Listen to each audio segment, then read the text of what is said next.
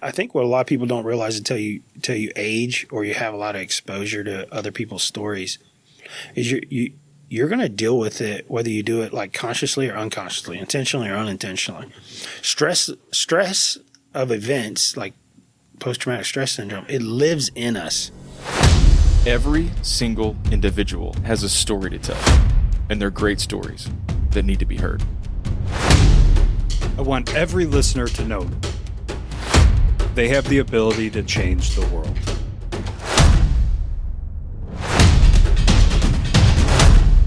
Welcome to the 1720 Podcast. What's up, Mount Movers? Welcome back to the 1720 Podcast. This week, we are honored to have my pastor and buddy, Sam Russo, join us. And typically, we kick this off with the elevator pitch, but I'll lead off with a little icebreaker story here. So, we live in Kennedale, and we saw Life.Church being built off 287 in Mansfield. And my wife and I were going to church semi-regularly and just never felt really connected. And we're like, man, we need to get back into the swing, but kind of do a quote-unquote church shopping. And I'm like, man, I know Craig Rochelle, Life Church seems to be doing really good things. When this opens, I'm going to go check it out. And so the first time I checked out Life.Church Mansfield, I was solo, which it just hits different when you're in church by yourself.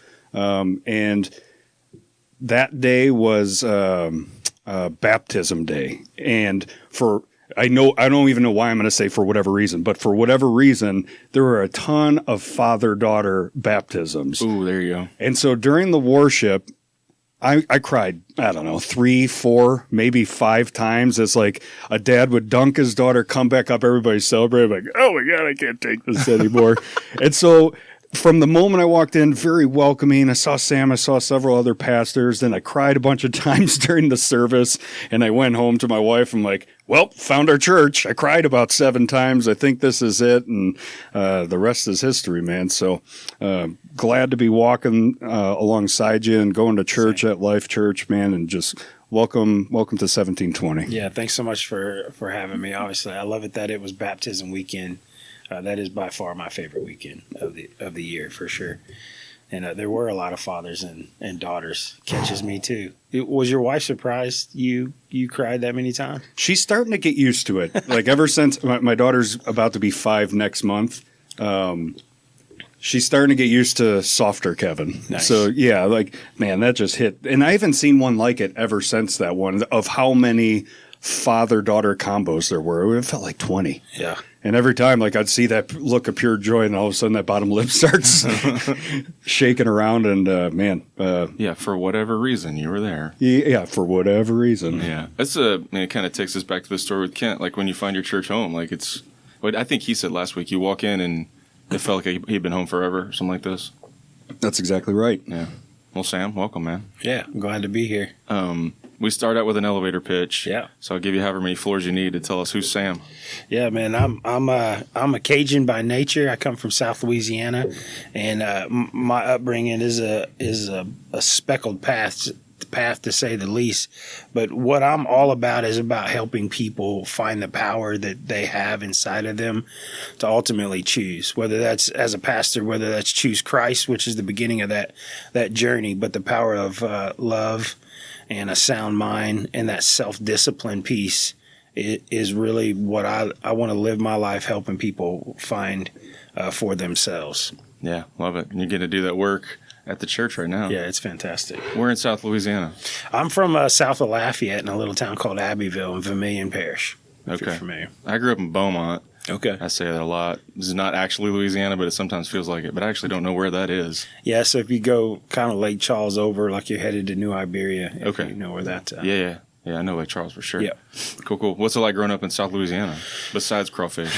There's a lot of good food. One thing I'll say about Cajuns is they're some of the most unique people I've ever experienced in my life for sure. I come from there. I spent a good portion of my life as a communicator trying to alleviate some of the terminology in which we would use when we get fired up down there. And so if you watched any of the shows that have come about in the past decade or so, sometimes it's pretty hard to understand those folks. And I've had just choice words throughout the years that I say really different than the rest of the country. That was really obvious the further north I went. It was like, they were like, what? We don't understand the context. So, well, you spent a spell north, like not Dallas north, but further north. Yeah. They can't understand you at all. Yeah, they couldn't understand me. And I mean, and I've worked a lot of it out. Most people tell me they can't tell that I'm from South Louisiana until I get really excited about something, and then they're like, "Can you repeat yourself in your northern accent?" What about if you see somebody else from Southern Louisiana? Is it activated immediately? It's a south of I-10. If you know the corridor of I-10 that runs kind of from Houston on over, as soon as I cross I-10, T-Boy comes out, and here we go. Let's go. I can't hit us with some of them. I know that. Like when you say, I'll be like, oh, yeah, that sounds like home. But I can't think of any off the top of my head. Well, it would just be like, hey, boy, you want to come over and on Friday and have a ball? Yeah. That's essentially you can hear that, like, it's different. It's not a twang. Twang is like more of a West Texas kind of thing. But it is its own unique accent for sure. So funny story if you want to hear it. Yes, I'm here for that. So, all right. So around 9, 10, 4th grade, 5th grade, we moved from South Louisiana up to Oklahoma City. And so my, first, second, third day in class in my new school, I had Miss Parker. Miss Parker was great. And we're going through math, and I prided myself at that age of being pretty good at math. So she's like, what is 8 times 5? Which we know is 40, right? So I raised my hand. So, hey, Miss Parker, I know. And she's like, okay, Sam, what is it? And I was like, it's 40. And the whole class busts out laughing. And then she's like, no, Sam, that's incorrect. And then little Miss Jenny, raises her hand. And she's like, Miss Parker, it's 40. And I'm like, that's what I said. And she's like, that's not what you said. You were, and she obviously thought I wasn't saying. She thought 40. you were being funny. Yeah, she thought I was saying farty, which is the same word south of I-10. Yeah. Yeah. I feel like they'd struggle with that on Wheel of Fortune or Jeopardy. Like the dialect, like, no, I'm sorry. You didn't say that right, but you were right. This sounds like a South Park bit. Like where the kids are saying the wrong stuff and getting the answers wrong. And that's a good one. There's a quiz you can take. I forget. It might be on like the NPR website or something where you answer the question, what do you call things? And then it'll be like, well, you're from south of Houston. Have you ever done this? Mm-mm. Oh, you'd crush, man. Like chunk versus chuck, crayon versus crayon. It's some of that stuff, but it's also like, the road. If you're on the highway, there's normally a road like that's not the highway that you use to get on and off the highway. You know what I'm talking about? Like a frontage road, service road? Yes, but people don't. The feeder or frontage road, like whether you say which is where you're at, where you're from. For sure. Yeah, that's one. Feeder? You never heard Ride the Feeder? No. Yeah, man. Where's that from? Beaumont, Houston, South Louisiana. Is it really? Right? Ride the Feeder. That's what you do in Houston. Well, I don't know. Just because I've moved around, I guess all those words would work for me. You've adopted frontage road, but old you would have said Ride the Feeder. Yeah. Yeah, there you go. I have a coworker that I'm from Chicago, and I've been here over 12 years now. And he's to this day, he's like, I know the second you're talking to somebody from home because it just immediately turns on. But I have had a triumph this year. I had lunch with somebody that it was first time meeting them, and they're like, and when I told them I was from Chicago, they're like, oh man, you sound like you're from Texas. And I was like, praise the Lord. You did it. Like, yeah, it only took 12 years to not sound like Chicago. And every time I go home, like their accents to me are thicker and thicker. I'm like, my goodness. Yeah. I feel like this is like just level here. There is no accent in Texas. That's not what other people say. That's not true. That's not true. It's not, but when we're here for long periods of time, it becomes us. That's right. All right, so what's this? I'll tell the big, long question to let you take us wherever you want, but South Louisiana to Life.Church, how do we get there? Like, what's it like growing? I don't know where to start the story. Yeah. But you tell us some pinpoints along the way. No, it's good. So a little bit of my story is really hard to tell without telling some of my father's story. Get it? Okay, yeah, let's have that. So I'm Sicilian Italian by nature. My grandfather was a part of extracurricular Italian activities, if you can use your imagination. My father grew up around that lifestyle, and in the late '60s throughout the 70s was a part of a drug smuggling operation, which the RICO Act would call it conspiracy to commit criminal enterprising, which is a fancy way of saying you're going to prison. Yeah, right. Federal prison. Federal prison, that's correct. So you leave the state. Yeah. So essentially, as the story goes, and Kevin, you might have heard some of this, I don't remember. Yep. But once upon a time, 1983, through a course of a long story, there was a barge in South Louisiana that was found with the most marijuana and cocaine that was ever seized on U.S. soil. And that was a big, long story about basically a relationship between four guys coming out of Colombia. And so essentially my father went to prison, got indicted in 83, submitted himself to serve his time in 1990. For the record, he never told on anyone. He did his time, which that's an Italian badge. That is an Italian badge for sure. Ever seen a movie? So that's how we ended up in Oklahoma City area, out in El Reno, which is west of Oklahoma City. There's a quite large prison system out there. And so that's how we ended up there through a series of events. My father was eventually released. We moved back to Louisiana. My father passed away at the age of 14. We had gotten really connected with a church in Oklahoma City during his prison stay. Believe it or not, side note, you can't make this stuff up, so it's just worth telling. So our pastor, the guy I would call, who was my pastor, Brother Danny Thompson, my dad actually met him in prison, and he got mixed up in a federal indictment on his own during the HUD housing deal in the 80s, where they were basically illegally giving people cash. And it's a long story, but either way. Yeah. So we went back to that. That's where I met my wife, was in Oklahoma City area, which is ultimately what kind of had brought me back. So that's a high level synopsis. The more in-depth piece of the journey would be, once my father passed away, I definitely went through some difficult seasons. I had only known my father as a good Christian man. So in the same way that he was, living life to the fullest, not knowing Jesus, he found Christ right after he got indicted at a small town, southern Louisiana revival, if you remember those, probably a Tuesday night kind of deal, and had one of those like life-changing encounters. Yeah. Where someone prays for you and you change in a moment. And lucky for him, it was that way because he needed it. And so I only knew my dad as a man that led people to Jesus on a regular basis. He spoke, shared his story. His story was obviously super engaging and powerful. And so I didn't know any different. So at 14, when he passed, I was kind of lost. Mm-hmm. And then, spent a few years being really engaged in ministry and wanted to be a youth pastor, that kind of thing. That was definitely on my radar. And then I found myself in the car business, coming out of high school, and experienced quite a bit of success really quickly, and moved into management, learned some bad habits, made some really poor decisions, and found myself really at the end of myself in quite a bit of addiction. Probably the lowest point in that conversation was at the end of a 2 or 3 day kind of partying weekend.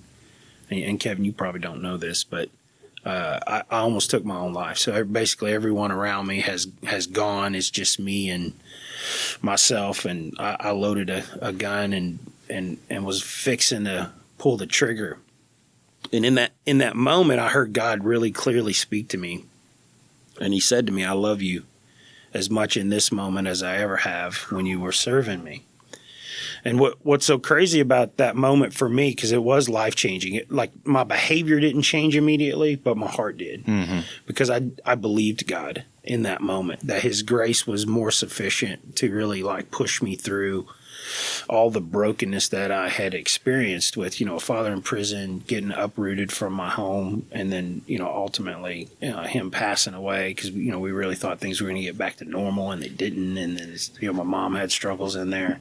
I can go on and on with all that stuff. But essentially from there, about maybe 5 seconds after God speaks to me, my ex-girlfriend, who had in the right way, had asked me not to talk to her anymore. And this is now my wife. She calls on the phone, says, "Hey, I've been praying for you, and would you like to visit?" So I went from like I'm done to, all right, maybe there's some hope out there. And it was just a journey from there, getting clean and sober and walking through that. Okay, I got a million questions. Yeah. Kev's scratching some down. You want to go, or you want me to go? Oh, I got a ton. Like, that's a super impactful story, and I'm sure relatable to some that are listening. And the thing I look at through some similarities in my journey is like, man, I just want to break those generational curses. Man, right. Like, next in line's my freaking daughter, I'm like, I took a very hard way. My dad's was even harder than mine. Yeah. What are you doing with that? I'm kind of fast forwarding in your story, and I don't mean to, but like, I'm sure you're self-aware of that. And like, what does that look like? Is it vulnerability? Is it sharing with your kids? Is it?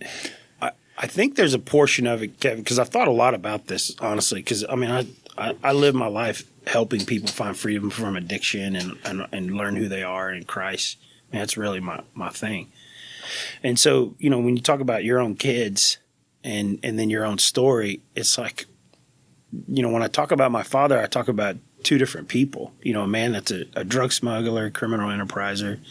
And then on the other side, a man that I watched lead hundreds, if not thousands of people to Jesus over a period of time. I mean, he shared his story all over the place and spoke. And I mean, it was no big deal. We'd be headed to church. He'd pick up a homeless guy, lead him to Jesus, buy him a cheeseburger, and then we'd go to church like that.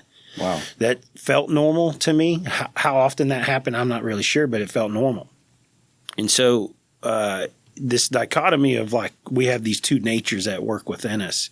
And then in my story, like, I didn't know my father when he was the way he was prior to 1983. I was 2 years old. So I didn't know that guy. I knew some of those stories because I sat and heard him tell his story. But I still found myself at 7, 18, 19 years old, really just falling into the same pattern. It's like, man, well, what is it in us generationally that really pulls us to this identity of this kind of dual nature that's inside of us? So I don't necessarily have an answer to that, quite frankly. There's a lot of smart people that have a lot of theories around it. And it's very spiritual is what I think. But I think the things that are the sins of our fathers, in that impartation of our identity, the good and the bad come. And so to say, what are we doing to with my children to try to stop those patterns? I think the biggest thing would be not to be afraid to talk about them is the biggest thing. And so, my daughter and I, my oldest daughter and I, who, she's almost 16, so she's a very aware young lady. And we just don't pretend like all those challenges aren't real. What I've walked through, what my father walked through, and then, potentially what she's going to choose to walk through ultimately. But I think back to my original point is like, she has the ability to choose. Yeah. And then the realization that there's a lot of grace because she's going to test the waters. And and mountain movers or world changers, as I would say in my world, they're going to test. They're going to disassociate. So there's a level of like grace and relational love that has to take place. And I don't know. In my mind, that's what I've doubled down on is the relationship with my kids, with people. And that's relationships what's going to drive us through those difficult places. But ultimately, there's going to be some mess involved in teaching our kids how to think and move forward and lead and all those things. Okay, a million ideas. That's what I was thinking. So I wrote down breaking generational curses. And I put curses in quotation mark because I don't know that they're necessarily generational. I mean, they may just be like humanity. Sure.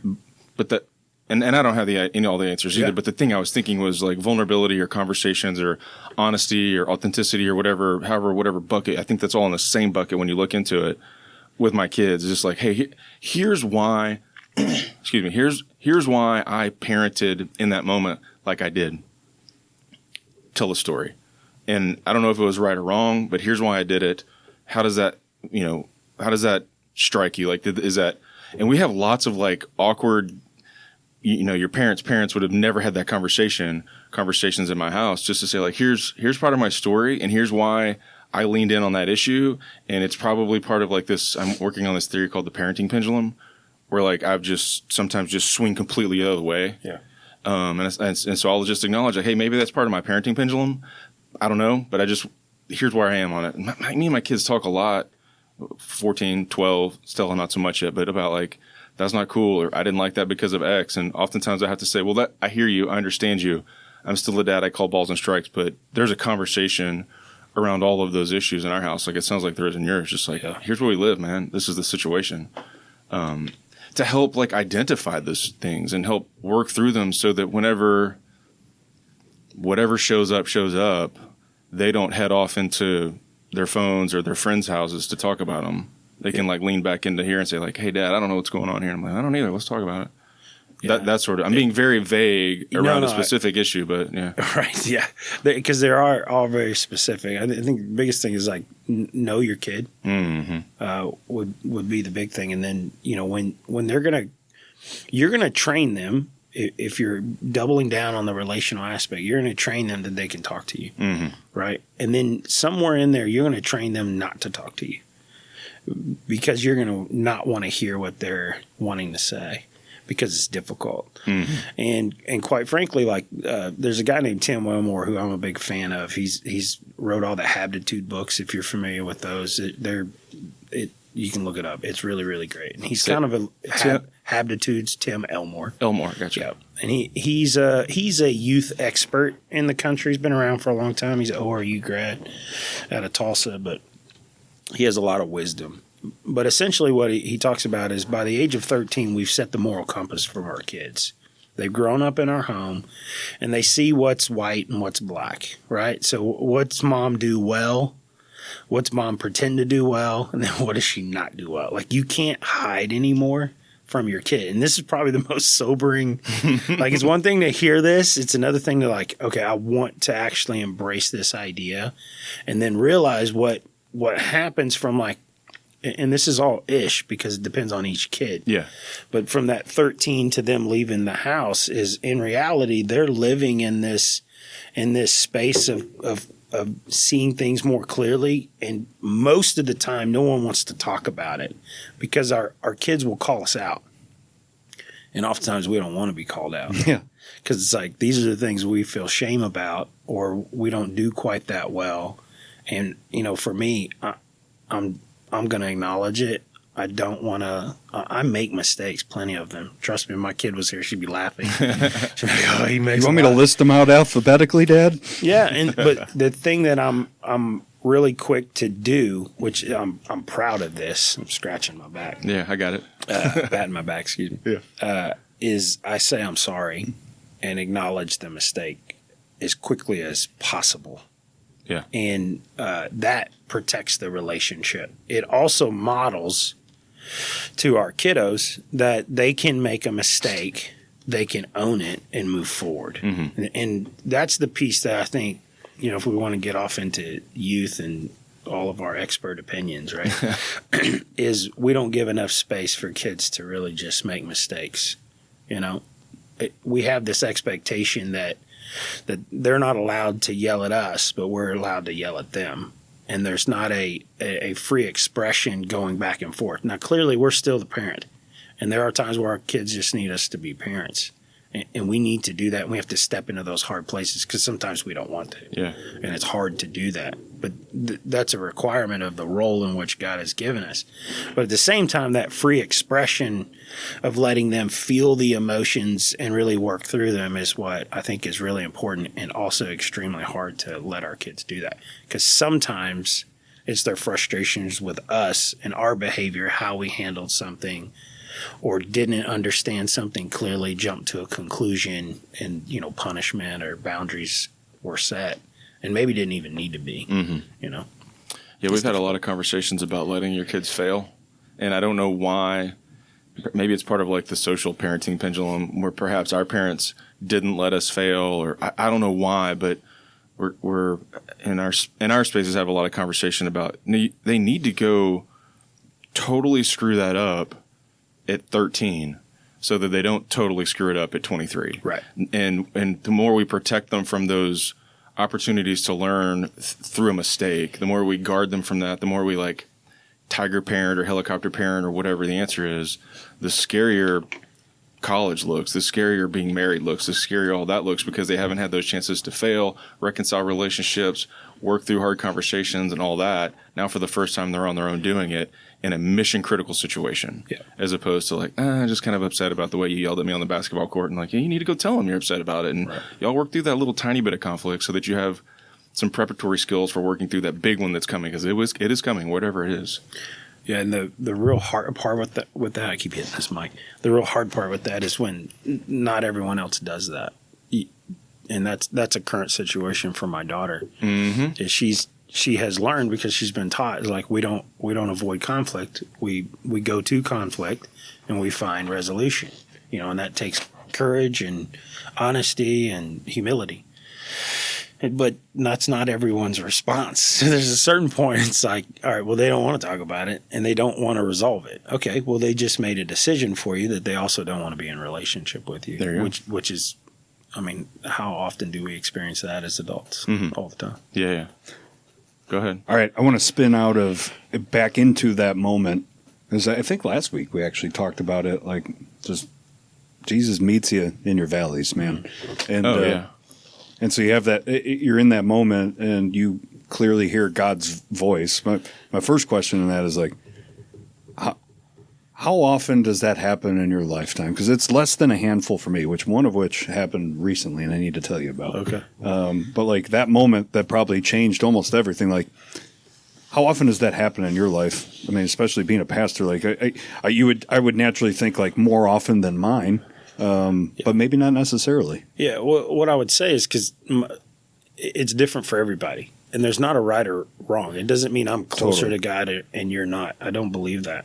I just think maybe the primary way that God speaks to each one of us is unique to us based on how we will maybe best receive it. But for me, I feel like God speaks to me often, and that was a gift I believe that God gave to me young. So I could hear God's voice and his urgings and promptings at a young age. So that wasn't bizarre, but I was definitely in a season at that time where I was running from anything to do with God, and was really rejecting the establishment of religion as much as anything. But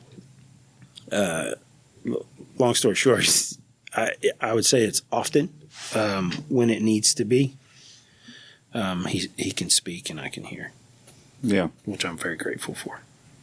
Like you kind of weaving in 2 or 3 places there, but like when you say speak, do you mean audibly? No. What do you mean? And that's good. It I don't know how to say it. It's in my mind. It's in my mind. Yeah. Well, but like I feel like I've wrestled with that question. Like, is it like just the workings of the Holy Spirit in your heart? And like you, air quotes, I'm using them. You can't see them. Do you hear it?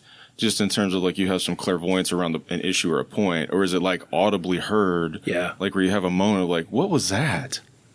That was God's voice. I've never experienced what I would consider audible. I do think that it is more aggressive at times or more clear at times, where like I'm going to listen and I'm not going to walk away from this without doing whatever it is that he asked me to do, whether that's, give someone some money or tell someone something that God spoke to me or whatever. But it is a urging, a prompting. Some folks would describe it as a feeling that they have, that they just know they need to do something. I do think it's something that you can exercise and ask God to speak to you. I think that is a very like a muscle that you can exercise. And there's been seasons where that he got real quiet. There's a lot of that in Scripture where you're in the desert and he's not speaking. And then we rely on what he spoke last. Yeah, right. Because he said, stand, be still, whatever. And, one of my favorite things is Ken Blanchard. Everybody knows him from the 1 Minute Manager, right? So he spoke years ago and he talked about the first thing he does when he gets out of bed is he puts his feet on the floor, sits on his bed, and he's quiet for 10 minutes.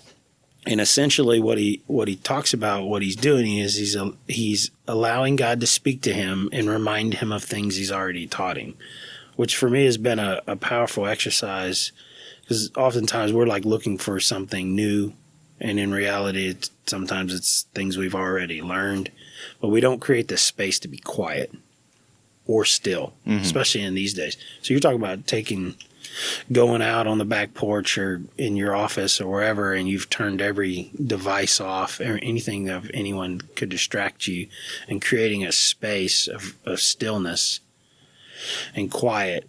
And, for me, that's where God mostly speaks to me, but I'm creating that posture of being spoken to. Yeah. Which is part of that. Which is, without any intentionality, is impossible in 2022. 100%. Like, those situations don't just happen. Mm-mm. You're not in the field alone with a scythe or something, and you're in the car listening to something, you're walking to the elevator checking your email, you're up first thing checking the news. Like, you are inundated because of the technology with noise. Yeah. And you have to be super intentional to block that out, to go find and curate those spaces. Otherwise, you'll never have them. Yeah. So if you can't hear God's voice, you've never heard God's voice's direction, the first step I would encourage you to do is find a quiet space, spend 10 minutes trying to still your mind. And, it's what Psalms 1 talks about, be like a tree planted by the rivers of water.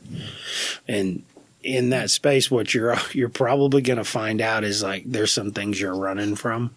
There's some shame, some fear, something you've done that is haunting you. And it's going to be real clear, real quick that you're uncomfortable in that quiet, because there's something God is asking you to do in obedience. And really, that's the doorway. It's sometimes the scariest things that we'll do, that he's asking us to do, but it also brings the most freedom. You just made a bunch of people uncomfortable, including myself. Oh, because think about... That's real, man. Like, I attribute that idea, that feeling that you've described, is like just having ADD or something, like just being type A or a perfectionist or OCD, or like some sort of like physical manifestation of why I can't be quiet.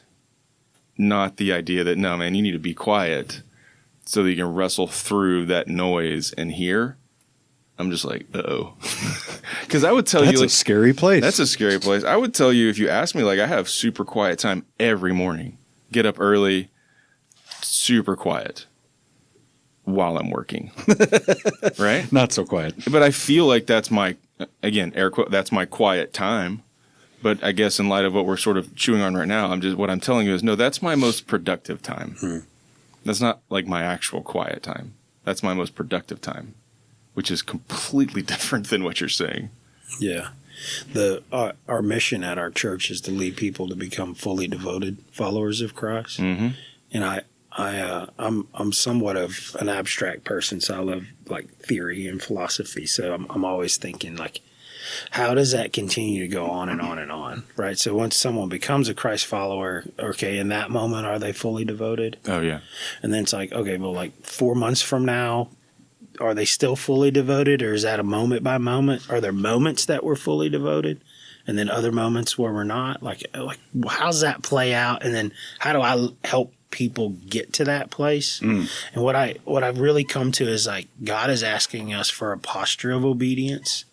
And if we'll stay in that posture of obedience, where it's yes and amen, quite frankly, God will take you to really uncomfortable places. I mean, I just told you I was a drug addict kid, son of a convict, come out of the federal penitentiary, and I tried everything I could do for a short period of time to find myself in the same place. Mm-hmm. Lack of time, we won't go into those details. Yeah.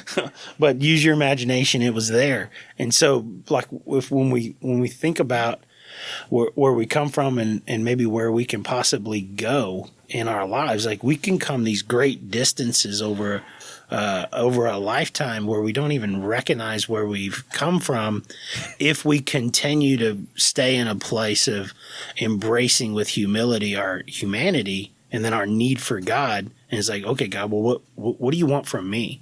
When I came out of the car business eventually and saw that success and learned a lot of the skills I still use today, I had some really great mentors. lacked integrity at every level, but they were really good at what they did.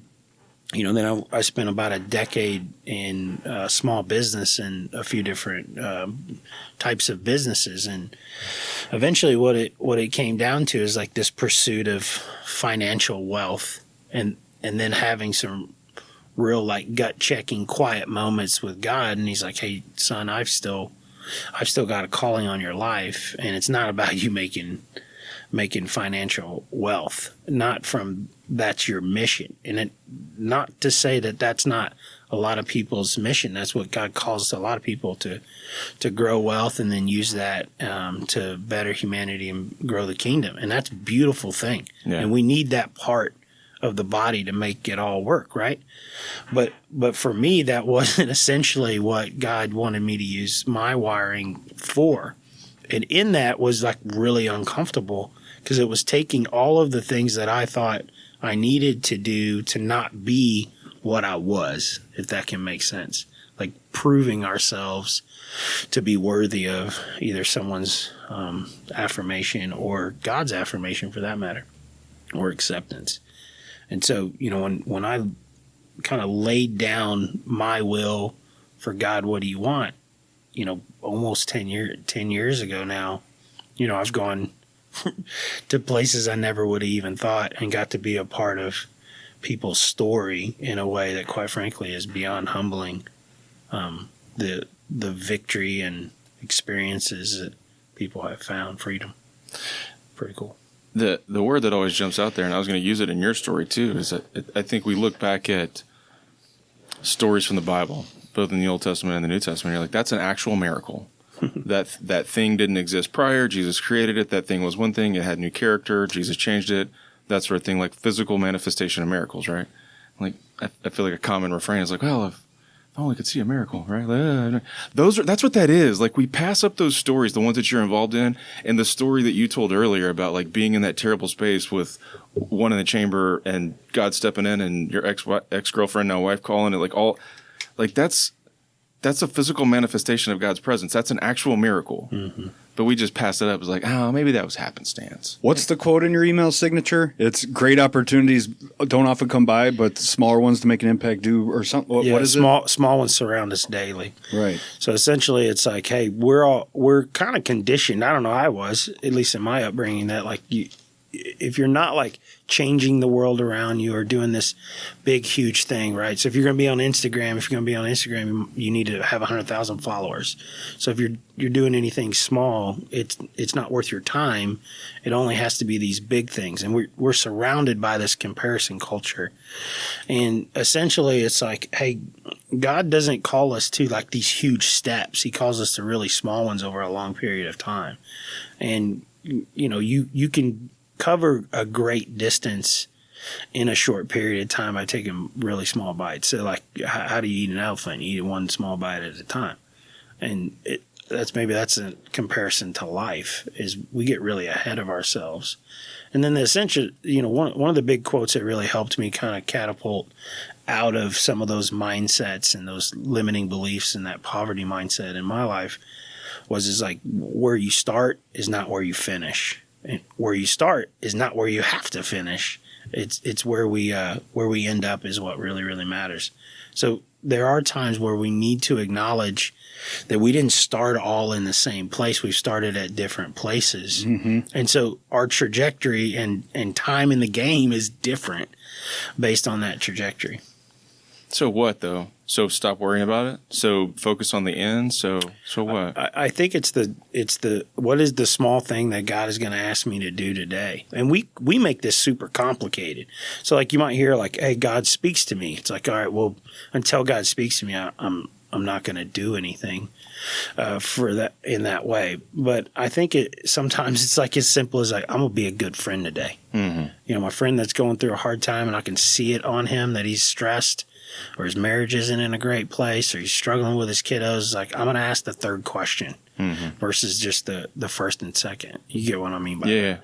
And go there with people. Say more about the third question, because I know what you're saying, but I don't know like how you would articulate this specifically. Yeah, so it'd be the the simple like cliche interactions. Hey, how you guys doing today? Oh, we're doing great. And it's like, how's the family? Family's doing good. Okay. How's your marriage? Yeah. Well, how's Betty? Yeah. How's your daughter doing with whatever? Dive more deeply in instances where you can, as opposed to skimming that surface. Yeah. If you go to the third question, you'll end up at the fourth if you really want to know. Mm-hmm. And then people really respond to when you actually want to know. Mm-hmm. But the how you doing? How's your family? We all do that. We're taught to do that. There's lots of books on how to do that, right? And like, well, we care. And people don't really feel that you care until you get more to that fourth question. Fourth question. In my journey, I've watched knees buckle and like the foundation shift from just asking, how you doing, man? And then like everything unravels just from asking how they're doing. Yeah. Instead of like the situational weather and like all, like those toss-up questions, like maybe those first two, like, how are you doing? And then when you see that stumbling, which I sometimes do, always, it's okay. Let's start digging. Yeah. Let's break this down. How can I help? I love to say, how are you really doing? Ooh, as a follow-up. How you doing? Good. Everything's real good. Yeah, busy, blah, blah, blah. Yeah. My life's in shambles. Yeah. It is true. We're all walking through something that'll bring us to our knees. Well, Totally. and you got to. You said it sort of over the top, but you got to be ready to care about what the answer is too. Like, you can't be like, "How's Betty?" And she's like, everything's terrible. See you later." Like, that's not. Oh, don't have time for that. Yeah, you can't. Did you see this on Instagram? Yeah, it's something's shiny over here. You can't do that. You have to be prepared to like, hey, whoa, close the door, grab a seat, man. Yeah. Let's talk through that. See if I can provide some help or guidance, or at least be a waypoint to turn the ship around or whatever. And that's the small things that in the quote, to your point, Kev, is allowing God to interrupt us in small moments, not big ones. Mm-hmm. Because there's so much that hit home. Like it's no coincidence that this is a 1-2 punch between Kent last week and you this week. But one of the things we talked about was that honeymoon period. And all three of us have different phases of life. Like I guess I'm still kind of like a baby Christian of being saved in 2012. And I was that what we talked about jokingly about the lunch. I signed up for everything. I was the bucket guy. I was the head security guy protecting the pastor. I was like, you name it. I was in every class. And then that ended right after 2 years. And then 2 years later, I had one of my hardest seasons of my life. And I was like, wait, that shouldn't happen. Like, I'm in the club. Mm-hmm. And I think that was, for me, walking through that journey and maybe not being vulnerable with guys like Stewart, like, I wasn't prepared for what was to come. I thought I was just in, Yeah. And then the other comment that you mentioned, we talked about it earlier this week, is like, I'm 37, so 27-year-old Kevin versus 37-year-old Kevin. Oh, my goodness. And I hope at 47 I look back and I was like, the same sort of profound change in my life. Me too. Yeah. There's levels to this. That's what I was thinking the other day. Like earlier when you said the question, like, what's a fully devoted follower of Christ look like? There's levels to it, right? Like, what it means different things in different seasons. Mm-hmm. And to me, at least, like, what does it mean in this season? Like, whatever maxed out here, fully devoted here means different at 47. Like, it's different gear, different speed, different season, different, that's my thought on it. Maybe that's pedantic to say it like that, but it's different and it changes and it morphs and maybe it is moment to moment, but always having, like I said earlier, like a waypoint to go back to, like, okay, what's today? The 10 minutes with your feet on the floor, that's a good one. Like, what's it hold for today to figure out what that means for today? All right, we're going to do that today. Just try it again tomorrow. Yeah. Is a great, like, reset point. I spent so much of my 20s and late teens, like, not liking myself and not being at peace. Like really just wasn't comfortable in my own skin. So I'm trying to prove to everyone I belong and I'm good enough, achieve, win, all those kinds of things. So at this point, once I kind of bridged over and started really asking God, who have you created me uniquely to be? What's my God design? And really started developing as a leader, not for an outcome, but to try to just be my true self. Someone said to me that's like, when you figure out who you really are, like all of the things that will flow from it. So like in the game to the win it will happen naturally, and it won't take this massive effort and focus when you can just flow out of your wiring and you're comfortable with that, which is, it takes a lot of honesty and self-reflection, quite honestly, to get to a place like that. And I'm not going to sit here and say that I've arrived at some great euphoria. I'm not saying that. But what I am saying is, like, when I put my head on the pillow, I'm asleep in 60 seconds. And my wife can tell you because I start snoring. But that wasn't true for a really long time. My mind just ran. It ran with a bunch of shame cycles that went on in my life. It also ran with all the things I needed to do for the next day to prove myself worthy of all the things. Yeah. I can identify with some of that, both in terms of forever ago and this morning, for sure. Yeah. All of the what's today hold and why is it there and how do I, all of that. Control it. Oh, for sure. I got to control all of it. So what's the moment when Life.Church finds you or you find Life.Church? You want the long version or the short? Whatever you got, man. This has been freaking awesome. So keep it trucking. All right. So essentially, I'm in the cattle business in eastern Oklahoma. So there's some stuff that gets cars, us from insurance, cattle. Yeah. And a wife in the middle of that, which I want to hear some of that story too. We'll unpack it later. Yep. So and I'm also working in the oil field at the time. So I'm running. I'm working. Geez, I don't even know how much I was working. I was up at 4, got to the house probably at 9. So just running, growing a cattle business. I had it in my mind, I wanted to be a big cattle bearer, and I knew very little about cows, by the way. I was just doing me. So it's like a Sunday morning, and I'm doing my thing. I'm working. I'm listening to the radio, and this guy comes on talking about being a warrior. And it was a series that Craig had started, just happened to be week 1 specifically. It was a time when he was on the radio, which has not been a thing for a really long time. And he's talking to like identity of a father and sins of a father and like blah, blah, blah. And I'm like, yeah, I got all these issues with this stuff, Like, how do I break free of all this? And I was so intrigued by him because prior to my experiences, I had not had a pastor in my life that was also like a man. And if you listen to Craig for any long period of time, he's very much a man.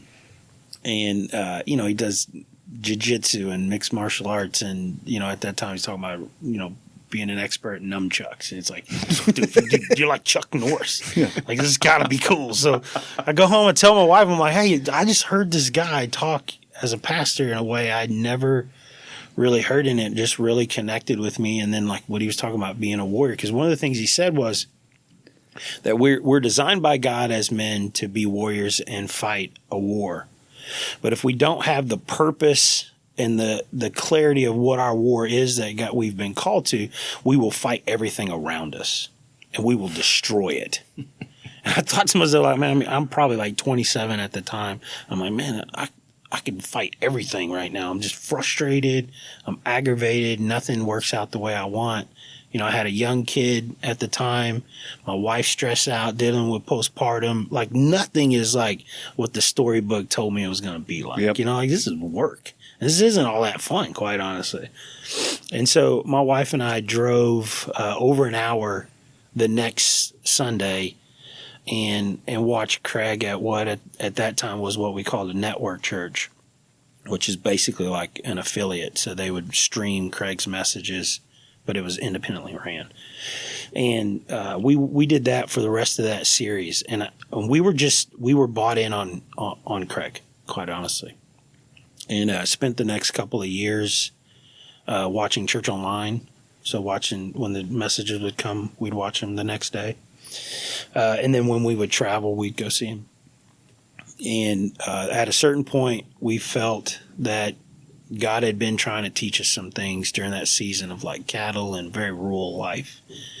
And we had gotten into the insurance business a long while. We were doing our ranch at the time. And really God was pointing us to care about people, do the right thing. We got into a little bit of the finance stuff, like the Series 6 to 63, helping people through purchasing securities and all that kind of stuff. I'm sure y'all know all about that. So, and it was like, what do we want to do? I'm like, well, I'm ready to like take our business to another level and this and that. And so we needed to be in a big city. Mm-hmm. And so we tried really hard to open a bunch of doors. We ended up finding what in the insurance business they call a mega agent. So this is going to be like 7 figures plus a year kind of company, and found all the things that needed to happen to purchase it. Came to a purchase agreement. Lawyers drawing up a contract.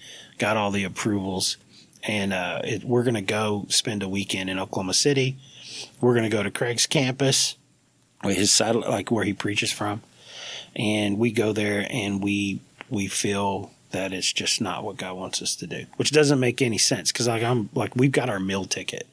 We had done all the work. Like, I'm going to be a millionaire. You know what I'm saying? Like that's what you're supposed to do in business, is become a millionaire. That's the goal, right? Or at least that's what we think. Mm-hmm. And so when we found this, like God's telling us no, well, what had happened preparing for that is I'd sold my ranch, I'd sold my property, I'd sold all my cows, all the equipment, and I'd sold the agency in which I had built from scratch. I was operating all these things. So I'm living in a house I don't own. We had done like a 90-day contract where you can stay in the house for 90 days. And everything on June 1st was like no longer mine to operate. So I literally need to go find somewhere to live. So when we said no to moving forward with the mega agency, it was really us saying like, okay, God, well, what do you want us to do? Because I don't own anything. I don't have a house to live in 45 days, right? And maybe about a week later, a guy called me and was like, hey, what do you think about the Tulsa area? I'm like, well, there's a Life.Church up there. I know a few people up there. They're like, all right, well, we're interested in potentially letting you do some merger acquisition stuff and put together a big agency by buying some other guys out. And so essentially we went up to Tulsa and spent the weekend, like, do we even like this city? Yeah. And we liked it. It was fun. And on that Sunday, we went to Broken Arrow camp, the Broken Arrow camp, Life.Church campus. Well, what we didn't know is it was their week too. So they had just launched that campus. It's brand spanking new. We go to their first 1 o'clock because they were exploding like crazy, and they played Coldplay. You know how we do the walk-in song? Yeah. So me and my wife were sitting there. We're on the right-hand side, like kind of third row back. There's hardly anyone in there because it's a brand new service. And the guy's up there. I'm confused because I'm like, I literally lean over to my wife because I know songs, but I don't know who sings them, right? Yeah. And I lean over to my wife. Is like, is this a Christian song? And she's like, this is Coldplay, Sam. I'm like, are they Christians? And she's like, I don't know. And so I'm so confused of what's going on. And then worship starts, kind of like what you were describing your first time. And you're just kind of like, I just keep crying. Yeah. And I'm not a crier. And that whole service, I lost it. And we left there. I was like, look, I don't know anything about where we're supposed to live or business or any of that kind of stuff, but we're supposed to be at this church. I knew that. That was obvious. And so essentially it was just a matter of conversations and time, and we ended up in Tulsa. Got super involved, like yes to everything, because we had found a church I could invite people to. So I could encounter someone at a mission, or someone I was walking through with some sort of addiction stuff, because I was doing that either way. And then I felt like I could bring them to church; they'd be accepted and not judged, and those kinds of things. And that just I was fired up. So then all that stuff from my youth, all those passions kind of started coming back. But I'm scared to death because I walk through all this shame stuff. I don't know anyone in ministry, this idea of ministry, and then the voice of God thing. It's like, hey, I want you to talk to them about working at the church. I was laughing. Honestly, at this time, I'm working maybe 3 days a week. 30 hours tops. I'm golfing on Fridays. My wife and I go lunch whenever we want. And I was living, in my opinion, I had arrived. It was like I wasn't looking for a job. I was good. Uh-huh. And so when God started, kind of prompting that, it took me about a year. And somewhere in the mix, a guy named Derek Jewell, close friend of mine now, he was our campus pastor there. He started making little comments to me. Like, Sam, you'd be really good at this. And then, he'd tell me his story. He had came out of business. And there's another guy named Charlie. He had come out of business. I'm like, well, those guys seem pretty normal. Like, maybe I could do this. I don't know. This seems crazy. God, do you remember when I was like 20? The stuff I was doing? Like, I don't think those guys did that stuff. And long story short, I eventually said, okay, let's talk about it. 60 days later, I'm working at the church. So, where's your jump-in spot? Like, where did I start with the church? Yeah. I started it in life groups and life missions. Gotcha. So helping build small groups and all of our mobilization stuff into the community through partnerships with missions, Like, does it feel that conversation that you're having internally with your wife, but with God as you process through that year, like, does it feel scary or does it feel like calming and peaceful? You know the answer to that. No, it's petrifying. Yeah. It's all the things. So imagine taking, and I think this is true for all of us because, the first real business I started felt similar. It's just everything that you think you're inadequate at, or quite frankly, you're ashamed of kind of putting on the table is just in your face. Yeah. So for me, it's like someone's going to figure out I used to be an addict. Or someone's going to hear from my past that I work at a church, and they're going to be like, y'all don't know him. You should not. You going to let him next to that money? You should get him away out of there, because that's the reality. Yeah. And we all have that in a different way. So, maybe you're looking like God's calling you to start a business, or he's asked the girl out, or whatever it is. And all those internal voices are going on about all of our insecurities about why we shouldn't. Because we're not good enough, we're not smart enough, we're not good looking enough, all the things. And in reality, that's what I mean when I say if our posture stays in a place of obedience, God's already prepared the path. It's just we have to get beyond ourselves to be able to move into those spaces God's called us to. Yeah. And I still deal with that today. I think all of us do in different ways because the rooms keep getting bigger. Mm-hmm. And God keeps asking us to keep stepping. Yeah. Kev's scribbling feverishly. Yeah, I was trying to continue listening, and the quote was too long, but I was just like 55 minutes, 45 seconds. I'm going to go back and tag that as a quote. Yeah. I got questions. You got questions? Hit it. Tell me a story. I want to zoom way back here because I want to focus on that moment when, what's your wife's name? Ruth. When Ruth texts you or calls me in that valley, right? Out of nowhere. Tell me more about that story, and then kind of walk me through. Obviously, y'all's relationship grew from there. I don't know, and then eventually you're married. So tell me a story arc on top of that. Yeah. So like when we met at church in youth group. I'm playing praise and worship. She eventually, long hair, guitar, bro. Yeah, those were the days. We all have those moments. Ruth is a lot better looking than I am, and was then as well. She's also a little bit taller than me, well, at least with shoes on. And so at the time, she was a little bit intimidating. Not that I intimidate very well, but she was intimidating. And so I basically convinced her to like just hang out with me and be my friend. Like, I just want to be your friend. And so we spent about a year getting to know one another and hanging out, and really kind of fell for each other before there was any like official, you're my boyfriend, you're my girlfriend, right? Mm-hmm. Because we have no idea what we're doing when we're kids. We talk about protecting each other's hearts. We did a really poor job of that, and no one had modeled that for us. That's probably a whole nother podcast. But yeah.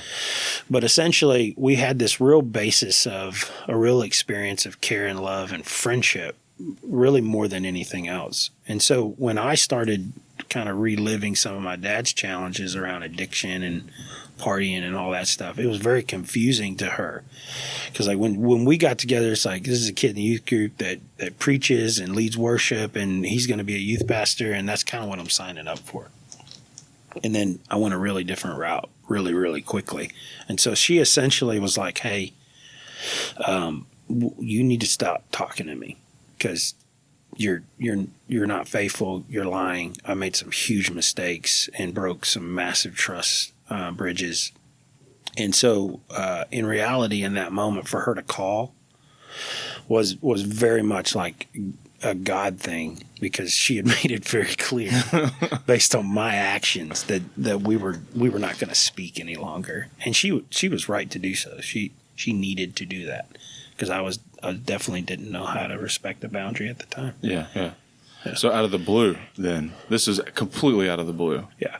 And so what precipitates from there, right? Like that conversation, do you tell her what's going on? I mean, what's the story to get us to? Yeah, no, essentially, no, I don't tell her about the addiction, but she knows something's not quite right. But it was kind of like a flashback, and we're just going to be buddies for a couple of days and that kind of thing. And then honestly, I don't talk about this a ton, but I got into a really hairy situation with some guys over, quite frankly, a drug deal that went not very well. And they were saying that they were going to take my life, essentially. So in a lot of ways, I fled Oklahoma City, not from the case of fear, but my brother was involved in that conversation, and I didn't want anything to happen to him. So we left, went up to Denver for a while, where some other family was at. And then so about a year, 14, 15 months go by. Ruth and I talked maybe 2 times during that time. I'm trying to get like clean, essentially. And slowly I'm doing that over time, recommitting my life to Christ. During that season, I started a business eventually, and at the latter part of that. And then I'm down in Louisiana at this point, like doing well. Like I'm clean. I'm running a business with a cousin of mine. We're doing good. And I just keep dreaming about this girl. So she had always had my card, quite honestly. And so I go like 2 weeks and I dream about her every night, like a memory, whatever. I mean, I'm dreaming about us having kids, like super, we have weird dreams. And so like there's a certain point that I wake up after, and I'm single, and I've been single for a minute. So you can use your imagination. Like I'm young and I'm single. So dreams about this pretty girl is not cool. Again, use your imagination. And so at a certain point I wake up and I'm frustrated. I'm like, God, take this away. Like this girl doesn't want anything to do with me. I made a lot of poor choices. I just need to move on. And that day, basically, long story short, a friend of the family in the circle is a cousin of mine's wife, starts talking to me, and she's like, hey, do you know our story? Like, there's my cousin and his wife's story. And she basically tells me a real similar story to mine. I'm like, I didn't know that about my cousin. And she's like, hey, so one of the things that you need to do is you need to give her the power to choose, not choose for her. Talking about Ruth. Yeah. I'm like, she's like, do you still care for her? I was like, well, I mean, I haven't even thought about that because I did a lot of terrible things. She's like, well, just let her choose. And this is, pre-Facebook and anything. I said, I don't even know where this girl's at. She could be married with kids. I have no clue. Right. I don't know how to find Ruth. So this is such a dramatic story. So I'm here for it. Go. That night, literally, my cousin spots me some cash. I drive all night, 8 hours to Oklahoma City. I have no idea where I'm going to find her, but I know if I show up at her mom's house, maybe I can upset her enough that she'll tell me something. I hope she never listens to this. So she was not, her mother wasn't a big fan of mine for a number of years at this point. So essentially I go at like 8 o'clock in the morning. I knock on her mom's door. Mom answers the door. She's, what are you doing here? I was like, I'm looking for Ruth. She slams the door in my face. Story checks out so far. Yeah, she slams the door in my face. And so I'm just standing there looking at the door. I'm like, all right, because I'm strategic. So I'm like, well, what's next? Like, I can go to this old friend's house. Maybe her parents still live there. Maybe they'll tell me where she's at or where she works. I'm like super creepy, right? I'm going to get a better job. And then, what feels like an eternity, seconds later, I'm sure, Ruth opens the door. And she's like, what are you doing here? I was like, I'm still in love with you, and I'm sure you're not with me, but I needed you to know that. And my words, not hers, and I don't care about her memory, I care about mine. She jumped into my arms, gave me a big hug, and really the rest was history. I moved back to Oklahoma City, got out of the business I was in, and 4 or 5 months later we got married. And that's 19 years in August. I'm assuming between I love you, jumped into my arms, and y'all got married involved a bunch of hard conversations and working through a bunch of stuff. Oh, and some of that, to say we don't deal with some of that still. You know, there's always a trigger. Mm-hmm. So, yeah, and that was a big part of my, like, not being able to be still with God is that was really the shame that stuck around the longest, was the breaking of trust with the person that has cared the most for me in my life. And I think there's a lot of men that can relate to that in a lot of different ways. And I can tell you, it's just on the other side of honesty, which, gosh, God, is hard. Because you know what you did because you're with yourself. So you see yourself doing these things that aren't in a Christ-like nature. And so to carry that shame and not put it to light will do you in. And it really did me in for about a decade. It took me a long time to really get past a lot of that stuff. What's the trigger? Like, I'm not asking for like a super deep, but like, is it some sort of like physical manifestation or like a memory or like how? And the reason I asked the question is because I want to ask the second question, which is how do you deal with it? Yeah. So, a trigger could be a name of a girl. So, yeah, a song, something like that just sends your mind back to a certain time or space. A certain car or restaurant. The triggers trigger a memory, which triggers an emotion, which triggers PTSD, essentially. Yeah. So my wife has some of that. I have some of that. And so what's the second question, which is how do you handle it? Yeah, I think the honesty in talking about it in an emotionally intelligent way with your spouse to make sure that they understand when you're triggered, and then what behavior would normally follow, and then if it's what we might just easily say bad behavior, we want to flip that into a good habit and then find a reward. So the habit loop of it all is there's a trigger, behavior, reward, good or bad inside of the behavior. The triggers, you can't control them. You can modify them. And everyone will talk about this in behavioral modification, but so you can't avoid all triggers. And quite frankly, time makes things a lot easier. There was a solid 5 years in the first part of our marriage where it was rough. Mm-hmm. It was really rough because there was lots of triggers. And we still lived in the same town, same state, where a lot of that stuff had happened. Mm. And so she was triggered a lot. I was triggered a lot. But essentially over time is capturing lies of shame, and then submitting them to actual truth. That's the behavior of what to do. And then ultimately have a similar reward, whether that's an endorphin or whatever. So the gym is that in a big way for me, where I'll have a trigger, causes an emotional response, and then like, okay, what am I going to do? I'm going to call a buddy, an accountability partner that's in my life. I'm going to give it a voice because things grow in the dark. So I'm going to put it to light, and then I'm going to find some behavior, whether that's I'm going to go for a run, walk, whatever. Like literally work it out. Yeah. And that's different for everyone. Like, it might be music for someone. I'm going to ask the third level question. Why go through all that pain? Why go through all that pain of like identifying it, addressing it, talking about it, putting a name to it, identifying a reaction modality, all that? Why go through all that? Well, I think what a lot of people don't realize until you age or you have a lot of exposure to other people's stories is you're going to deal with it whether you do it like consciously or unconsciously, intentionally or unintentionally. Stress of events like post-traumatic stress syndrome, it lives in us.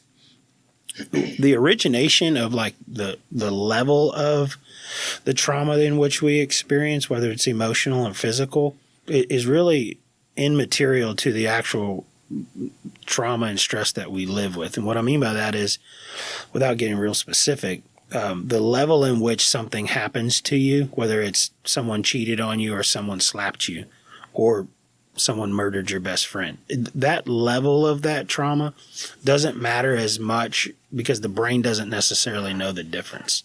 That's interesting. Yeah, it's extremely interesting because it gives us permission to experience what we've experienced and then go find some healing. So I'm a big advocate for counseling to really help yourself get to a place to, through talk therapy and then different types of MDR therapy, walk through disconnecting the emotional response to an event that happened in our lives that caused some level of trauma. So whether that's, in my case, my boyfriend or husband was unfaithful to me in an arrangement a different way, so therefore I don't feel like I can trust in any sort of way. It's like, all right, what is actually true? Okay, that was this guy that wasn't operating in his identity in Jesus. You get what I'm saying? Yep, all on that. Yeah. Does that answer your question? Uh-huh. Okay. Yeah. So I'm going to give Stewart the backpack gift for pulling us back, asking about Ruth, because that was pretty awesome, 15 minutes or so. You want me to do it? I can backpat my own stuff. Well, I want to let you know that you're going to backpat. Oh, perfect. You're going Affirmation, bro. Perfect. Gold star. All right. I'll see you guys next week. Thanks.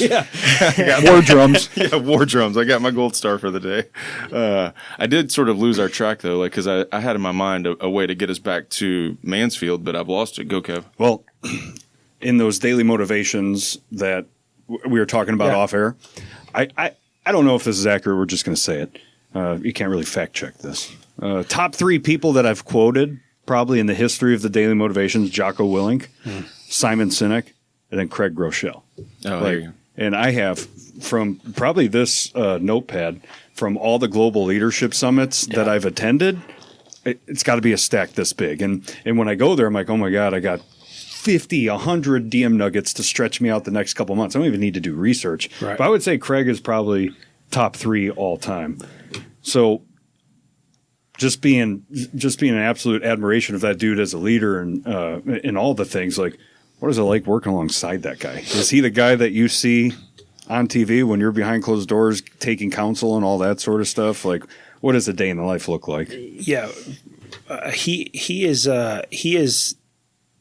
absolutely full of integrity. And I think that's the biggest thing that is really difficult to maintain when we grow in influence, is because sometimes our influence is something we live up to versus Stewart. Those are sometimes very different things. And so for Craig, man, he is who he is. And you see that on the weekend in his messages. You see that come out in all of the leadership stuff he does. His podcast is absolutely amazing. And if I could say anything about him that would help people understand the gift that he is to us and the capital C Church, is he cares deeper than anyone realizes, and his passion that is really not weaned at all for reaching the lost is why I follow him today, and we'll still be following him years from now. Is he defaults aggressive, to quote Jocko Willink. Yeah, he is default aggressive. Yeah, in seasons where it would make business sense, like organizational leadership sense, to pull back, he's leaning in, listening to the voice of God, and he'll make really gutsy decisions, very informed decisions. He's very, very smart, great leader. But he'll lean in to this aggressive side, which for me, I need that in my leader, because I default that way. Like, we're going to be very informed, very thought out, very strategic, but we're not going to let this like self-preservation or this desire to want to protect as we get older. And that's what I would say about him in this season, as he, is approaching, potentially the last decade or so of his ministry. He's in his, mid-50s. He is still as aggressive today to grow the kingdom of heaven than he ever was. And man, I don't think that that's normal. Most people, if you look at the stages of life from like a financial planning perspective, around that stage, we get into this like protection mode, and eventually we end up in a distribution mode. Well, he's technically in the protection mode, right? He's like kind of done enough amazing things. Yeah. But his buy-in to the local church is the hope of the world, and we're going to continue to do everything we can to support the local church that has nothing to do with us. We give away all of our resources, and that's a financial burden that we carry because we believe more in what God is doing in a unified body. And that's just all super admirable. So I know I just kind of went on and gushed over him. But Yeah. While you're talking, I'm flipping through. You can probably see over here. I've flipped over to Spotify because the Krager Show Leadership Podcast is amazing. It's on the top listen for me. And I can remember, I'm going to bring it back to something you said.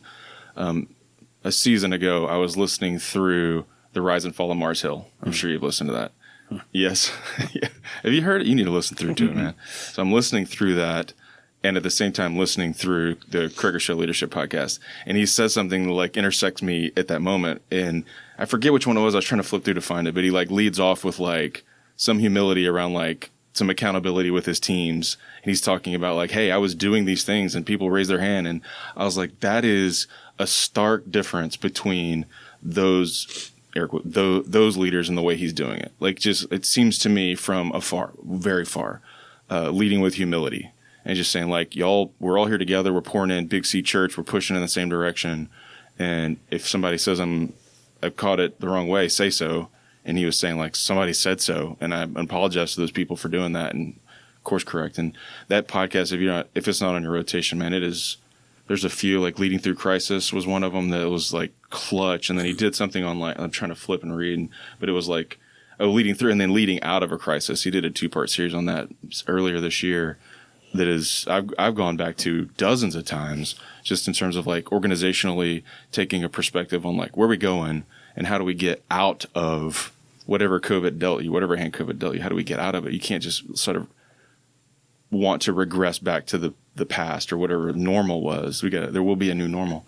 And so I say all that just to say like, man, from afar, yes to all those things too. It's been super cool just like listening and watching what y'all are up to. So yeah, but and kind of what you touched on, the humility of occupying the space in which God has given us, not trying to occupy spaces in which God hasn't given us. And that's like, I don't know, I think that's C.S. Lewis. That's his definition of what humility actually is. And when we lose the ability to be wrong or fail as leaders, it's kind of the beginning of the end, because your own ego is going to get much bigger than your influence, and it's just a matter of time. And Craig just when he steps and makes a mistake, he just owns it, and we move on. Like it's not even an event.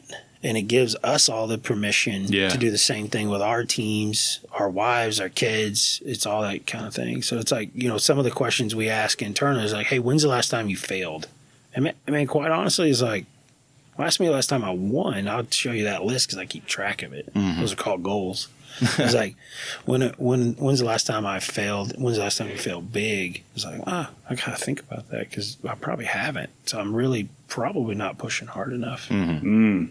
Well, that's good. Right, you like that, Kevin? I could tell. Kev was like, "Oh, that's going to show up tomorrow." Because it surprised me. I didn't think that's where you were ending it. Because it maybe like it's suppressed, but like, oh, my goals aren't big enough. That's why I'm not failing. Ooh, I like it.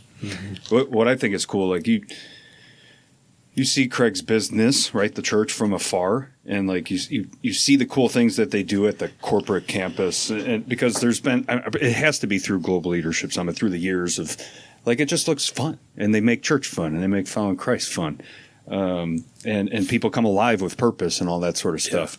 But now I get to see Life.Church Mansfield as my home church and feel it, like, and like doing the business parlay, like.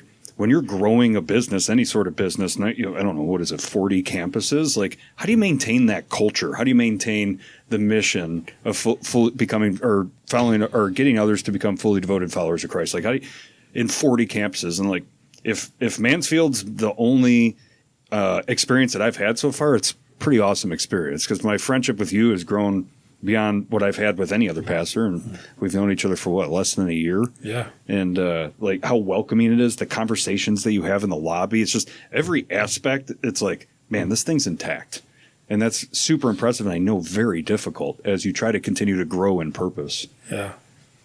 So take all those as compliments. Man, I am. I'm over here. I'm gushing on the inside. Well, and all the things that you're saying are the things that we're trying to do that are very intentional, for people to experience. We don't think people – what we never want to be is like a barrier between people and Jesus. And oftentimes we are, and not intentionally, but just because we're humans. And in church, it's really difficult to maintain a posture of welcoming when we all have like life and season and relationships together. So it's easy to like walk across the lobby, talk to someone versus like someone that walked in that's kind of looking all around and like, where's the restroom? You can just see when someone walks in for the first time is like, what do we have more of an eye to see? That's that kind of mentality. Well, now you get my vulnerable, like firsthand account, right? Like what we were craving from the church we came from, because we just felt like we were going through the motions. There wasn't any relationship whatsoever, is what we almost started hiding from in your church, right? And I could see you out of the corner of my eye. I'm like, oh man, I hope he doesn't come up to me. I don't want to do this. And I remember our first exchange, and I remember what you said. And now the friendship is built because, like, it's weird. It's human nature. It's habit. Like what we were running from, or not running from, but what we were seeking actually made us uncomfortable initially. But that's exactly where I need to be. Yeah. Do you remember our first interaction? You're going to put me on the spot. Oh, that's fine. I do remember it. What I actually said when you said that, I'm like, crap, I don't remember that. No, that's okay. So, like, you finally, like, corner me, right? Yeah. And you're like, it took me hey, weeks, dude. though. Is that true? Yes. Yeah, it took me at least 3 weeks. You just stalking Kev because he's cagey and hiding from you? Well, yeah. That's in my mind. That's at least. He's like, hey, man, I know you don't know me, but I want to let you know that the second I saw you, I was like, that dude's going to be my friend. So I'm Sam. It was like such an awesome intro. Yeah. That's his pastor pickup line. It was great. Here we are sitting together. Hey, that's super unique to him. I don't say that to everybody. Oh, that's what he says to everybody, though. Right. Just messing. He's going to another podcast at 11. Right. Yeah. Just messing. No, Kev is an electric personality. Once you can get him cornered, you got to get him cornered first. Yeah, but he definitely had the vibe that he didn't want to be. So we just watched. Yeah. And now totally not. Give you some space. And then, how do you identify those folks, right? Like you got, I don't know what y'all's Sunday attendance is, but like there's more than 10 people rolling in. That's true. How do you be like, that dude's new, I got to figure out that guy. Make sure that one dude feels welcome here. You can tell. You can tell. I mean, it's just...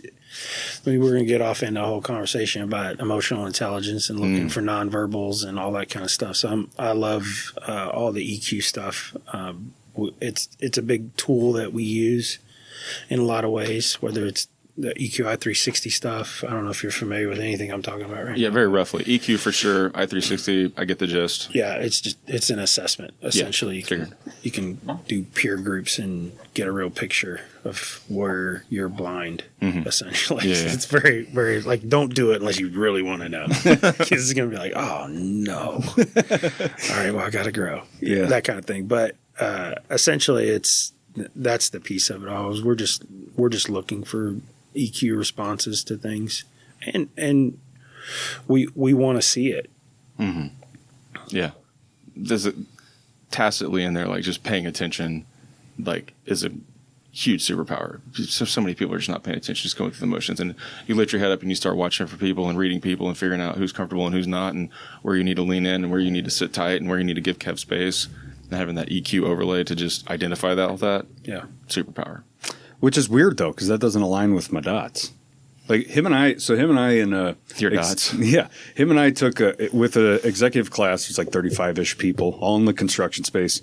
All of them know that we do this podcast. Mm-hmm. Some listen, probably, maybe. And this facilitator did a cultural index or predictive index. They're the same thing, and it became a game.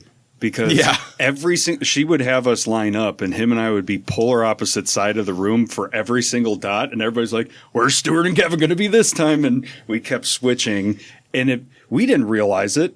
We should have, but after that January retreat, like this is why this works so well, like because we're so opposite that we can complement each other's weaknesses and strengths and help each other out. And that was a huge realization. So that stuff, like, it's not just stuff. It's powerful tools to help change and impact lives. Yeah, I'm an assessment nerd. Yeah. Everything in the space of development, growing in awareness. That's my jam. What's your number one, like, go-to? What's, like, the top assessment you love the most? I think it would be more like, where do I start in someone's growth track? Like, if I'm going to... Yeah, I got you. Yeah, so essentially it'd be personality assessment. We can use a few different ones, but Myers-Briggs is our default as an organization. So it's probably what I'm most versed in. And then from there, we'll go into, like, Strength Finders and then EQ. And then from EQ 360. And usually that's, like, almost a lifetime of developments found in those 4 tools. I forget too. Sam and I were talking about this recently.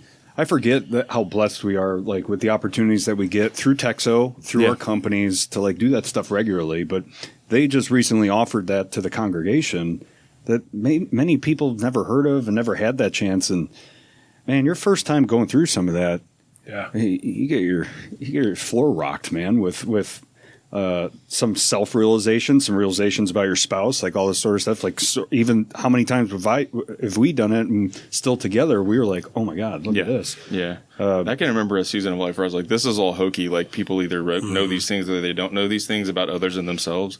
And I mean, we'll get the pat your own back gif out here, but, like, I feel like I have a fairly high EQ and read the room fairly well, but sort of thought they were and then now I've done them a few times and I'm like, no, that's not hokey. Even if I did know this about myself, I didn't always perceive all those things about you, which helps me then communicate and interface with you more appropriately. And so, which is what EQ is, right? It's understanding one's emotions and then understanding how your emotions impact people around you. Yeah. And I mean, that's moment by moment, relationship by relationship. So, like, you don't arrive to this place where you're aware all the time, because sometimes you're tired, you're asleep, you're all the things. So, it's an ongoing journey for a lifetime, I think. Yeah. I don't know if we're getting close to the 2-step, but before we do, I want to make sure we bring up something very significant that you mentioned Sunday, that in this At the Movies series that Life.Church is doing, that your son raised his hand at the end. Yeah, that's so cool. So, I mean, one of the threads of this episode is us dads crying. So, like, how did you hold your composure when you saw his hand slip up? I didn't. So the we're story, talking altar call, raise a hand. Is that that's right? Yeah, yeah. We call it Call of Christ. But essentially, so, like, for the 4 weeks of At the Movies, this series, and Kevin will know this, but as a church, we're believing for asking everyone to be praying with us that 100 people would find a relationship with Christ. So last week, not this past Sunday, but the Sunday before, my 100 divided by 4 is 25, right? So right on the button. So it's like, all right, if we do 25 a week, that'd be awesome. That's the idea. Yeah, I got you. So we love data, so we do track stuff so we can celebrate. And so going into the 1 o'clock service, so we have 4 services. For the 1 o'clock service, we had 17 salvations for the day. So it's like, man, we're 8 off. I'm like, all right, maybe I didn't hear God, that kind of thing. And we get into the 1 o'clock service. It's our first time doing a 1 o'clock, so we're quite honestly, we're not sure, like, how many people are actually going to show up. Yeah. It's just like anything else. And my wife and I are going to attend that service, and our son, who's almost 7, he wanted to attend with us. So we said, okay, cool. How old? He turns 7 next week. 7 next week, yeah. Okay. So we watched the movie that makes us all cry, essentially. I say watch the movie, watch the message that involves the movie. Right. And I'm on stage, and then it's that time, and so we're acknowledging people making that decision, and we're communicating, obviously. And right off the bat, 2 people raised their hand, which is awesome. We're celebrating it. And it's like, but 2's not 7 or 8, excuse me, kind of deal. And so it's like, I don't know. Sometimes you just feel, as a stage communicator, you feel like I got some more to say.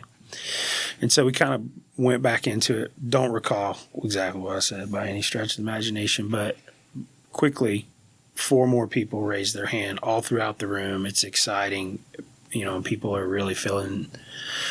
People take that step. There's energy in the room, and so then I look across the room. And I do this whole sweep at the end where I go from left to right, seeing is there anyone else, and then we go into the prayer.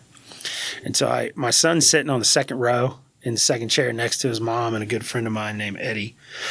And I just look over, it's just what I do. And my son is just sitting there with his hand as fully extended as possible. And he's just like looking at me. Locked. And he's like, and I just watched it yesterday. We recorded it. And I got so more emotional yesterday. But I literally just dropped the mic down. I put my hand over my face and just began to cry. Because, some of my story now. So we're talking about multiple generations of mistakes as fathers. And so, to see my son at that age make that decision, and I get to be the guy that leads him through that. Yeah. I was beyond myself. And, I basically choked and cried for the next couple minutes. But it was super special. It's really amazing when we get to see our kids, whether we get to do it or not, lead them to that moment. Yeah. Following the same truth that we have. And man, he grabbed it. It's really cool. He wants to get baptized. God. We do baptism in August. So. Well, first off, we got to stop leaving the studio door open because the dust is let in and it's in my eyes. I don't have glasses. Yeah. And then I got an upcoming cry session coming at church. It's good though. That's good. It's so awesome. Yeah, that is a super exciting time for sure. Are you going to baptize him too? Yeah, for sure. I'll get to baptize him. We might have him wait a couple quarters is kind of how we do it, but just so he can fully remember it is more what I'm thinking. But it's one of my special for similar, not the same, but similar reasons. Why I want Quinn in church? I want her to have someone to go to, a faith to go to, and all else might fail around her. Yeah, because we are so imperfect, for sure, and have that relationship at an early age. That's one of my biggest motivators to keep coming and make it normal. You plant those seeds, find those rhythms, and when they need it, it's there. That's right. Yeah. Kev has a spreadsheet on his attendance this year. I actually know a few other things on that spreadsheet. Yeah. You do. That's right. Killing it. Are you killing it? It's like 10-day streak of 0. Wow, man. How's your church number looking? Good. Well, we had the COVID sinus infection combo platter, so I missed 2 straight. But I'm still at 85% for the year. Does online count? Nope, absolutely not. It doesn't count for him. That's right. Honestly, for me, it would count. Yeah. I would say it does. In our season of crazy, we've been online a lot. Yeah. And I don't hate it. It's different. And our kids love youth ministry at the church, and they want to go. But we're like, well, we need to leave in 6 minutes, and so we're going to watch online and then go or whatever. So it's been convenient, but it's different. It's not the same. It's a tension in the church world for sure. Like what's allowed, what's the goal, what's the win for people. I think the biggest thing is the realization of does a relationship exist? And that's really the ecclesia when you talk about what was the original intent that was kind of set forth in Acts. It was really about doing life together. Yeah. And the church is the body, not necessarily a place in which we go to. But there is a need to be among Christ followers. And that's where the coming together is really, really important, to worship together, learn together, grow together. But to say that has to happen in this specific model of what we all kind of grew up with, to say what's it look like a decade, 2-3 decades from now? Who knows? Yeah. We all might be in the metaverse right there. Just attending church on Facebook goggles or something? Well, you're familiar with the metaverse. We actually have Life.Church. Seriously? Yeah. Oh, that's crazy. Yeah, you can literally go. It's kind of cool. It's not my thing. I feel too old to fully engage it. I don't know if that's a fair statement or not, but no, there is a Life Church campus in the metaverse, and you can go attend. And are you're not feeling that, Kev? I know it's a thing. I have no idea what that actually means, though. Yeah, it's a virtual world. I'm assuming it requires. How do you get there? Oculus. Through it's Matrix, Matrix. Excuse me. Plug in the back uploaded. Yeah, but I will say, you don't have to be uploaded. You can wherever we can go as a church, as Christ followers, and impact people. Let's go. Totally. That's what I would say. Yeah. Do we, me and you, Kev, need to be the ones that actually go to the metaverse? Maybe not. You don't want me there. Yeah, I don't want to be there. Somebody needs to be there. Yeah, somebody's passionate about it. That can help. And and we're doing it. That's awesome. I didn't know that. I kind of want to check it out just to see, but then it would require me to buy something, and then I'd end up playing golf on it instead or something stupid. So, like, I can't make it a church. I'm on the 14th hole. You'd end up watching church online anyway. Yeah, right. And then watch it online. Within afterwards. the metaverse, church online. Right, same. Yeah, yeah. Boy, we digress a little bit. Let's see if I can pull us into what we call our two-step out, which is where we talk about some awesome book or books if you got one, and then leave us with like a poignant sort of one big thing as we exit out from our episode here. So I'll let you take them in that order. Book, some awesome book you're reading or have read that you would say, hey, listeners of the podcast, you need to catch this one on Audible or Kindle or in real life. I love to read, so that's a difficult one for me to just pick one. But what I would say is, if you're new to the leadership game and really just trying to grow, the first step is awareness. So there's a great book out there called Leadership and Self-Deception, and really it levels the playing field for all of us, because we're all a little broken and we all put ourselves and others in the box. And you got to read the book to know what I'm talking about. Fair. All right. That sounds like a good one. And a new one. That says an original. I haven't heard of that one. Okay.